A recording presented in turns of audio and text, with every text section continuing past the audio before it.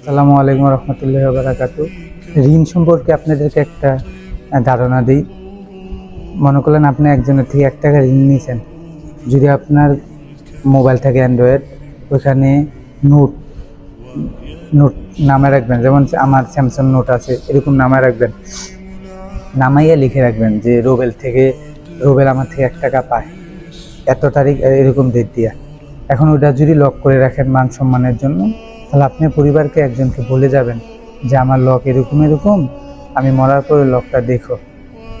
পরবর্তীতে যদি মানুষ মারা যায় না, কম বয়সে একটা হাজার হাজার লোক মারা যাচ্ছে। আমার প্রায় 3-4 জন বন্ধু মারা গেছে 5-6 বছরে, 5-6 বছরে।